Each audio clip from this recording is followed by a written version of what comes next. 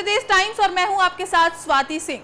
बदलाव की यात्रा में बदलते उत्तर प्रदेश में पिछले 24 घंटे में क्या कुछ हुआ, ये नजर डालते हैं।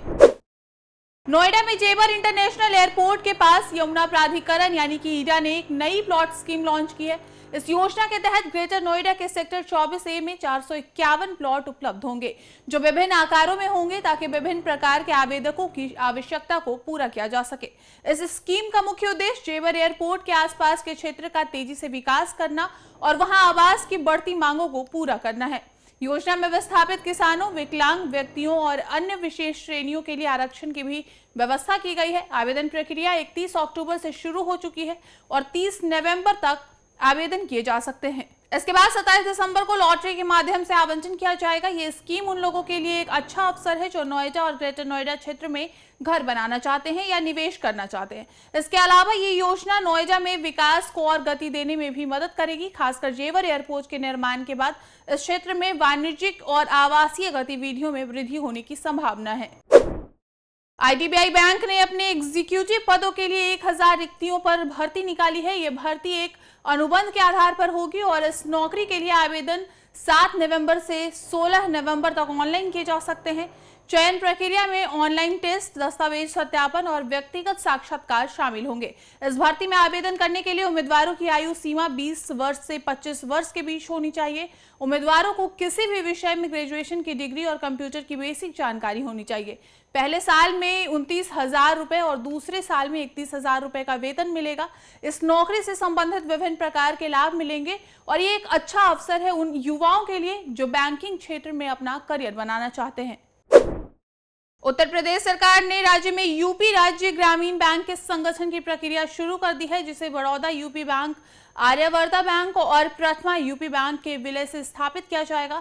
इस प्रस्तावित बैंक का मुख्यालय लखनऊ में होगा और ये राज्य में सबसे अधिक शाखाओं के साथ कार्य करेगा, जिससे ये स्टेट बैंक से भी बड़ा हो जाएगा। इस बैंक का उद्देश्य खासकर ग्रामीण इलाकों में बैंकों की पहुंच को बढ़ाना है, ताकि गांव में रहने वाले लोग भी आसानी से बैंकिंग सेवाओं का लाभ ले सकें। ये कदम ग्रामीण बैंकिंग प्रणाली को मजबूत बनाने और आर्थिक समावेशन की दिशा में एक महत्वपूर्ण कदम साबित हो सकता है। राज्य सरकार की इस पहल से बैंकिंग सुविधाओं का विस्तार होगा और ग्रामीण इलाकों में वित्तीय सेवाओं की पहुंच बढ़ेगी। उत्तर प्रदेश के सहायता प्राप्त माध्यमिक विद्यालयों में 30 दिसंबर से 2000 से पहले नियुक्ति 1200 पद पर शिक्षकों का नियमितीकरण किया जाएगा।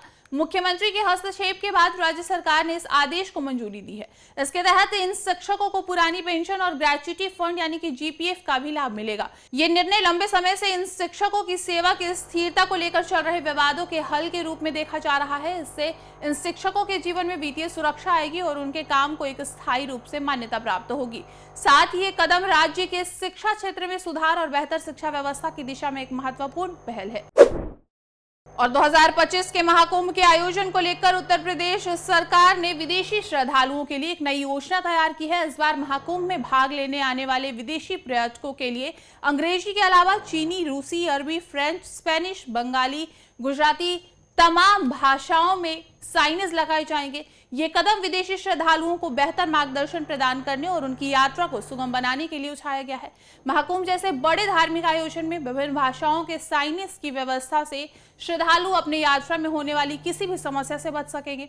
इसके अलावा इससे विदेशी पर्यटक के लिए कुंभ मेले के विभिन्न घाटों और धार्मिक स्थानों की जानकारी मिलना आसान होगा और उनकी यात्रा का अनुभव भी बेहतर होगा। फिलहाल इस बुलेटिन में इतना ही। ऐसी और भी खबरों को देखने के लिए बने रहें हमारे साथ और देखते रहिए उत्तर प्रदेश टाइम्स। हम हैं देश के दिल, उत्तर प्रदेश की धड़कन, उत्तर प्रदेश टाइम्स।